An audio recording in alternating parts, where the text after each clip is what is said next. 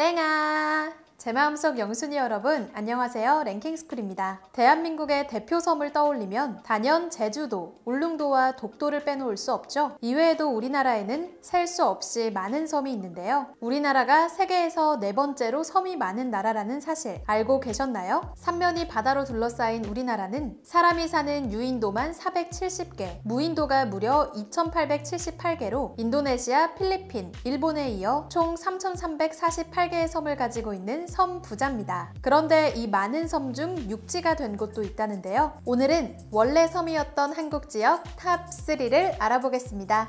탑3 죽도산. 일제강점기 통한의 흔적은 우리나라 곳곳에 남아있는데요. 일제의 무자비한 개발 때문에 산이 된 섬, 죽도산이 있습니다. 본래 조선시대까지 섬이었던 죽도산은 축산천에 동해 모래를 쌓아 육지와 연결됐는데요. 조선시대까지 섬이었다면 아주 까마득한 옛날은 아닙니다. 김정호의 대동여지도에서 영덕 일대를 살펴보면 영덕과 영해로 나누어져 있음을 살펴볼 수 있는데요. 지금의 축산항이 있는 축산포 앞에 축산이라는 섬이 바다에 떠있는 게 눈에 띕니다. 일제강점기 명당으로 알려졌던 죽도산과 그 주변은 만주사변 등 전쟁을 대비한 군사적 요충지로 주목받으면서 개발됐다고 하죠. 그리고 오랫동안 죽도산은 군사 보호시설로 묶여 있었는데요. 몇 해 전 죽도산 개발에 대해 조건부 승인을 받았다고 합니다. 지금은 기존의 등대를 높이고 등산로와 산책로를 조성해 많은 사람이 찾는 명소가 됐다고 하는데요. 전망대에서 바라보는 동해가 푸르기 한이 없는 바다의 웅장함과 유유함을 담아냈다고 하니 꼭 한번 가보고 싶네요. 탑2 송도.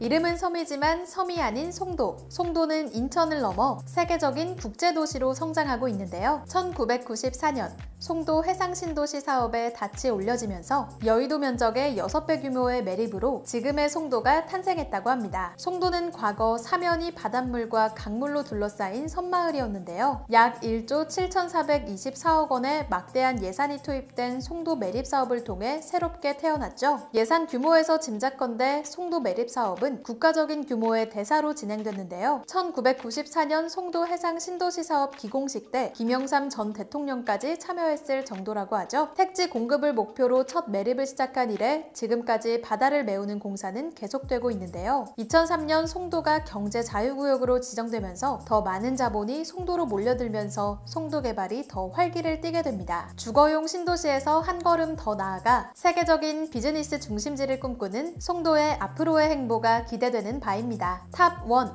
잠실.